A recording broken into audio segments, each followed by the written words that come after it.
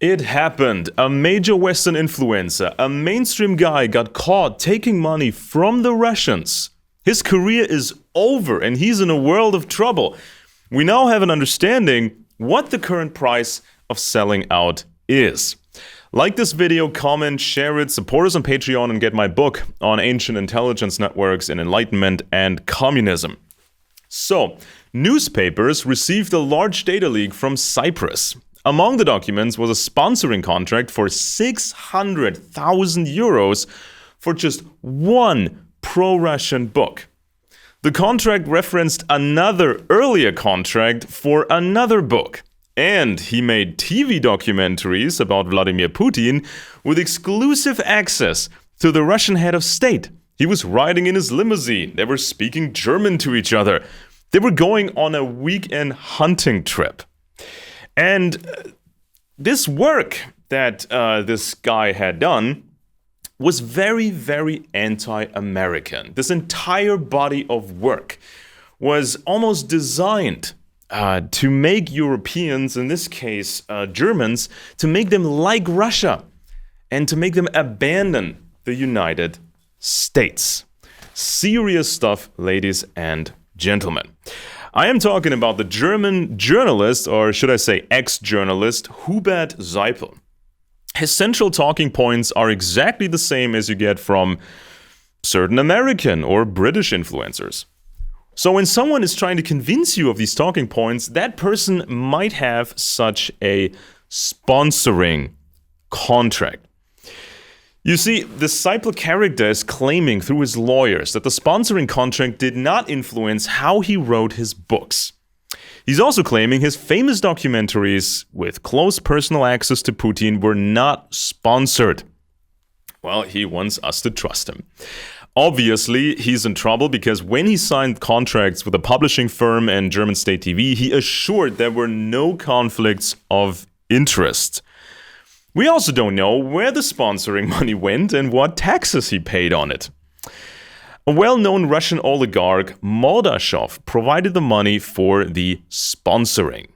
In the United States, that Russian guy was investing in steel companies, steel corporations, and he also got money or a loan from the US Department of Energy. Up to $3 billion went to steel production in Dearborn and Columbus. That's a lot of money. So what's 600,000 euros or dollars, here and there, or a few millions here and there? There's just, that kind of money that just falls off, the back of a truck, right? Not a big deal, right? So ask yourself, if an American influencer is offered $600,000 or euros for a single project, would that person decline that offer? What about other offers? Let's say the sponsoring contract stipulates, directly or indirectly, that the influencer has to cover Russian talking points on a regular basis for a year. And then there's another contract negotiation. So, even if the details are not in the contract, these details can be worked out in personal meetings. So they might stipulate you cover Russian talking points at least twice a week. You spend 10-20% of your airtime on Russian talking points, right? That sort of stuff. So you think you are getting an American opinion on Russia, but you're really getting Russia's opinion on Russia.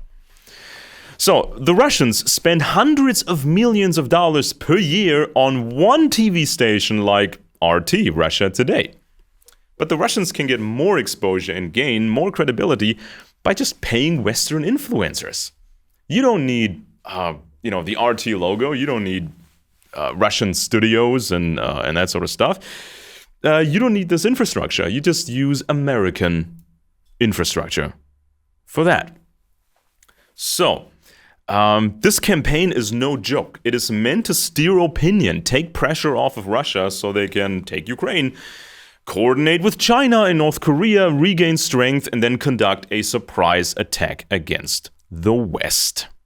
That's what this is all about from, the Russian perspective.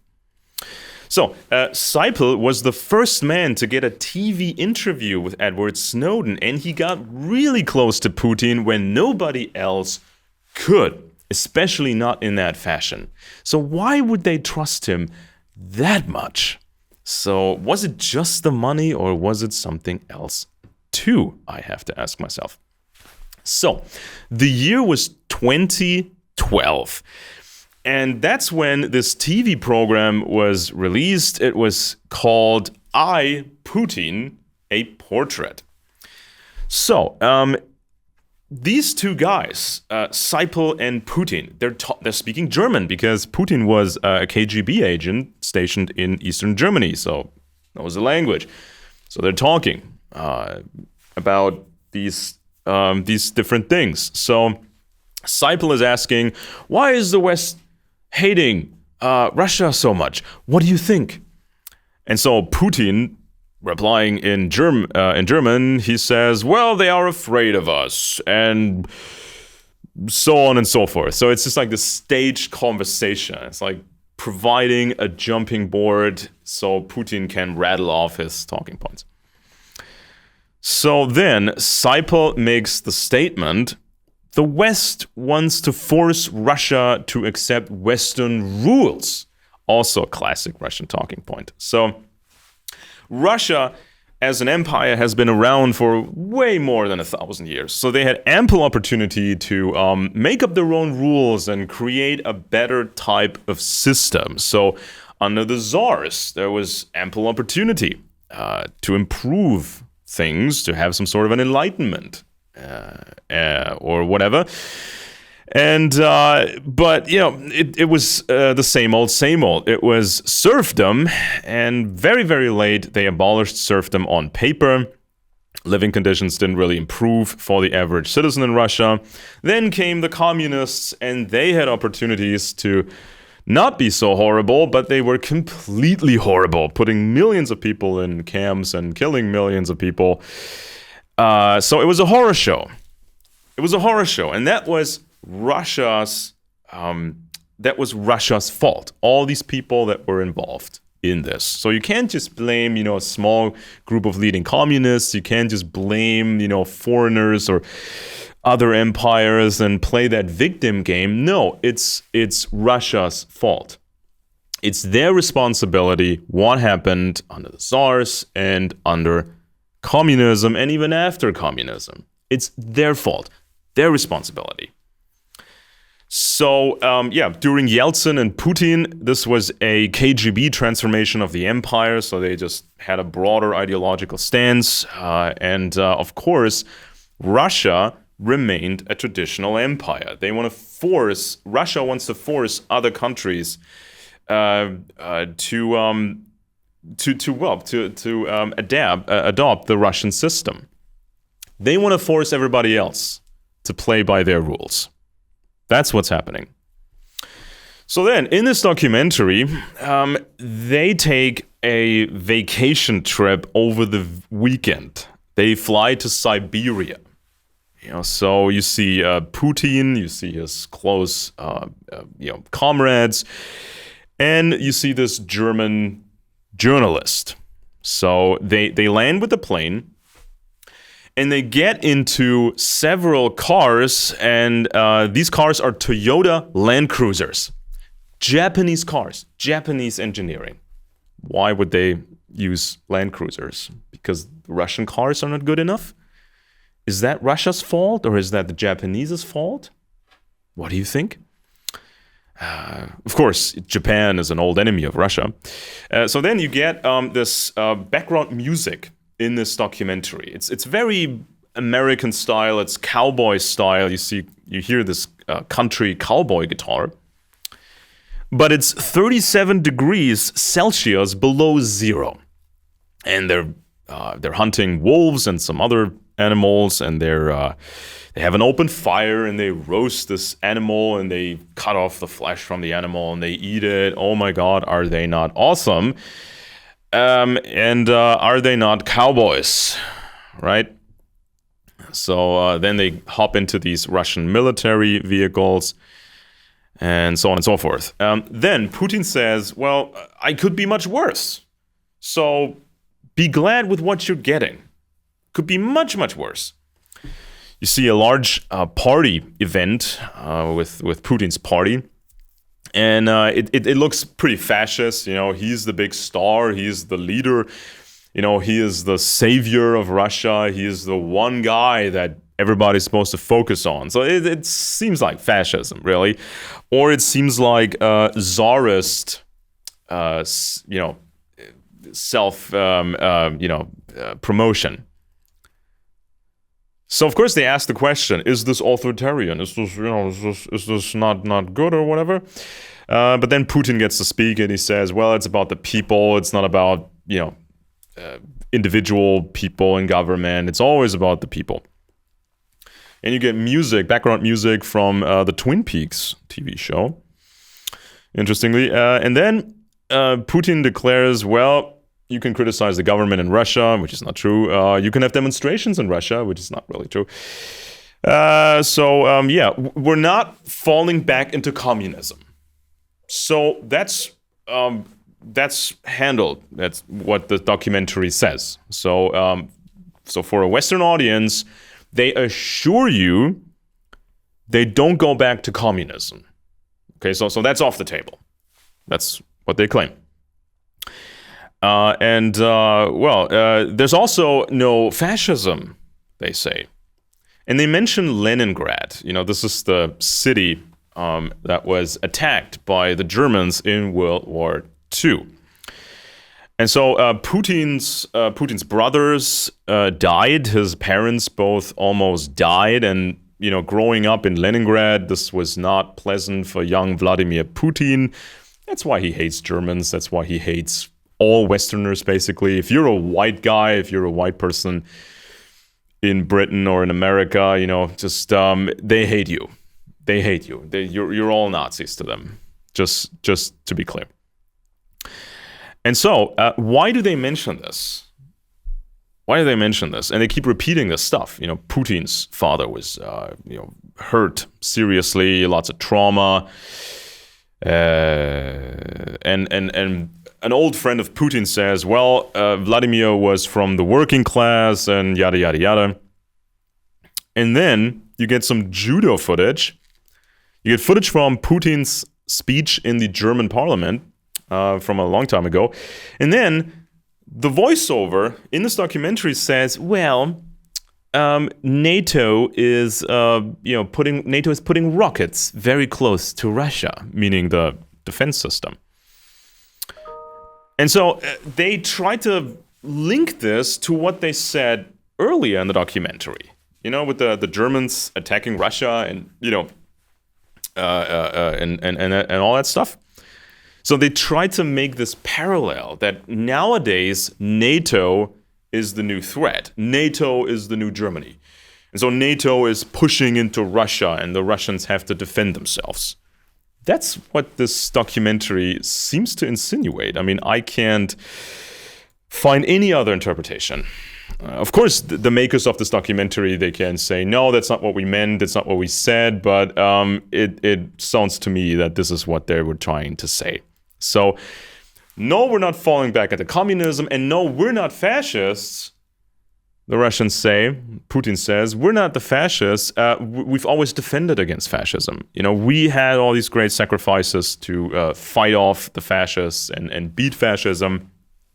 So we're the anti-fascists. And there still are, they claim.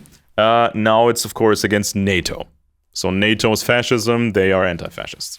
And this is how they try to placate the German audience here. They want to placate the mainstream, they want to placate the left and say, yeah, we're your friends.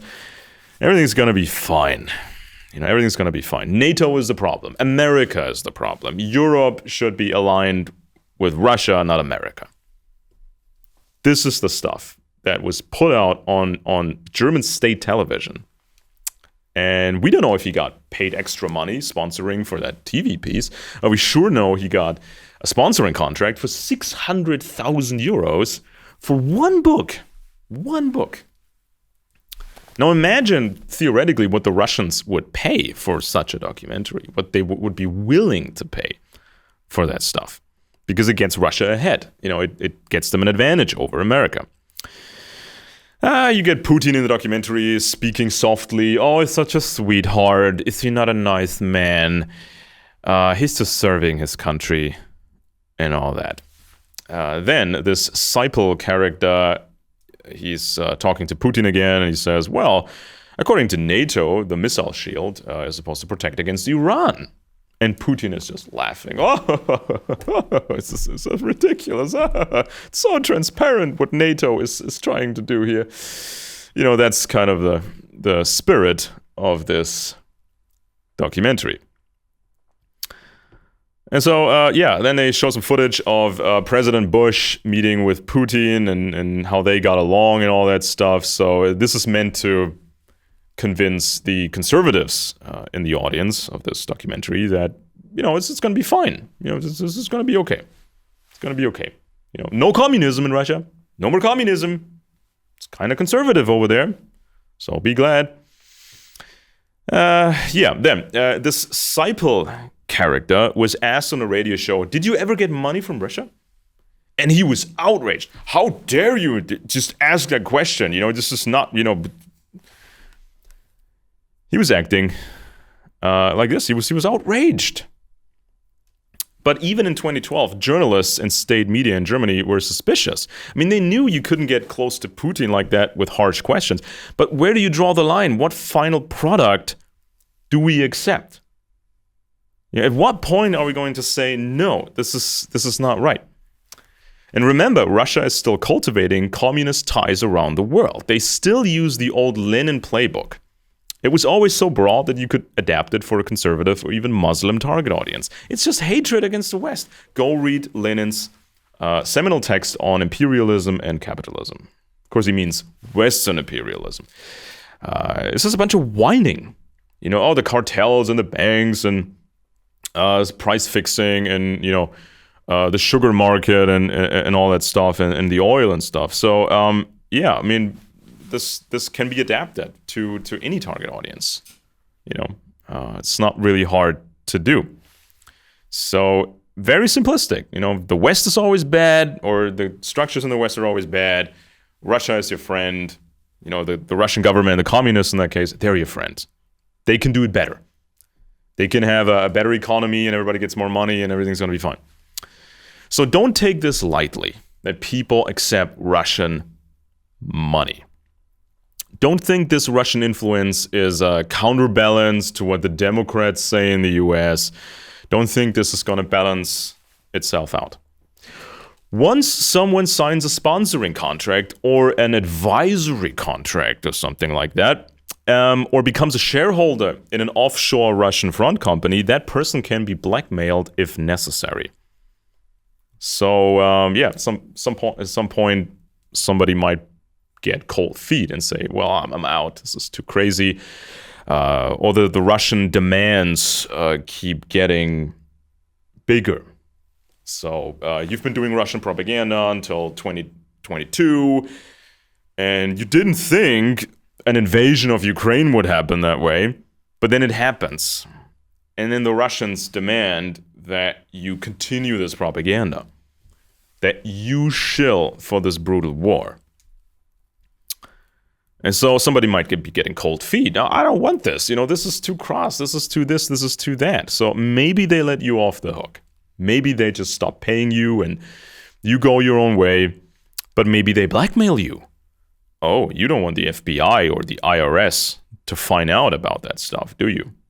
And remember when we helped you with, this thing and that thing? It's just, that cost us quite a bit to help you there. And, things need to be fair. So you need to be doing stuff for us too. So it's a long-term relationship. So oftentimes you don't have a bold recruitment by Russian intelligence. It's not some guy saying, hello, we are the SVR. We want you to work for us. No, they do it step by step. They reel someone in. So, and then this dude puts out this book in 2021. Putin's power, why Europe needs Russia. And this is just completely anti-American. Russia wants us Europeans to hate America. So it's all about, trashing America because of the gas and the pipelines. And how dare the Americans put pressure on, Germans because of these Russian pipelines? How dare America gets involved in Europe? At the same time, of course, America is providing security for Europe. But how dare they get involved with these crazy pipelines that should have never been put in place? Europe needs a better partner, he says, and that partner, of course, is Russia. We should abandon America. And they say, well, in the advertisement for this book, they say Mr. Seipel knows Putin like no other person. Nobody has this kind of access. He gives you the full picture and tells you what to think. And then of course you had experts over here dissecting this book, and it was just shocking. It's really shocking, really simplistic, black and white nonsense. Russia is always portrayed as the victim, and this is just not something that should have been printed. And of course, the same talking points pop up again. The West wants to force Russia to adopt the Western rules and the Western style of life. Blah-bitty, blah-bitty, blah. Right? So this was kind of the stuff that they put out. And so, you have to ask yourself, who else is taking Russian money like this? What American influencers? What British influencers? That's a very important question. So there's one major American influencer I want to briefly talk about. I'm not saying the name on YouTube because he's banned on this platform. This guy started as a traditional conspiracy buff in the tradition of the John Birch Society, became very popular during the Bush administration. This guy was not a Putin supporter during that time, but in 2008, you saw the shift happening gradually. Excusing the Russian military action against Georgia, more and more pro-Russian guests. And over the years, this American influencer became an outright cheerleader for the Putin regime. So, going from, we should, it's okay if Russia goes into, Georgia. And then, this and that. And after a couple of years, it was the spirit of 1776 is flowing through Putin and Russia. They're doing it better than we do. They are what we used to be. And we need them to save us from the globalists and all that. Russia does not want World War III, but NATO, the globalists, they want World War III. Russia is always the victim. It's excusable that Russia invaded Ukraine. They had to do it. It was Ukraine's fault or NATO's fault. So then, recently, he had the infamous Russian TV personality Vladimir Solovyov on his program, and Solovyov had him on. On a program, Solovyov was offering that American influencer asylum. Actual asylum. He said, you can come to Russia with your family, we'll put you in a luxurious home and give you this large TV studio to work in. Now, this American has been sued for a lot of money due to bad reporting. He owes a lot of money. And he's also in hot water with the Capitol investigation and other things. He was involved with people who were involved with the Trump admin and, certain events. And it's all a big mess. And so this American was whining on that Russian show that he's being treated unfairly. He was whining that they're all after him because he's such a good guy. This is all unfair. It's prosecution, and that's just the situation. So he was basically offering his explanation why he could potentially defect and move to Russia. So, of course, that poses a bunch of questions. Did Russia give him a passport already? Will he get in his car, drive to Mexico City, and board a plane to Russia? Will he continue his show from there? This American said on Solovyov's show that it's Ukraine's fault. They got attacked. It's NATO's fault. Ukraine belongs to Russia. America is an occupied country, and the American people want Russia to save them. So this is part of the price. This is part of the price, for getting asylum. Saying these things on television. So, in closing, sometimes influencers just believe this Russian nonsense because they don't really know enough about Russia and the empires and intelligence world. They're just not qualified. And saying this stuff makes them popular. It brings money in, gives them attention, gives them status. Sometimes they know it's baloney what they're saying, or they're just not sure about what they're saying, but they still go with it. And it's not just the influencers that are a problem. It's the audience as well. The audience demands certain things, and if they don't get it, they will find another influencer who says what they want to hear. Because this is the internet world. You can just swipe. Like you're on Tinder or something. This guy isn't saying what I want. Just swipe and get to the next guy, and the next guy, and the next guy.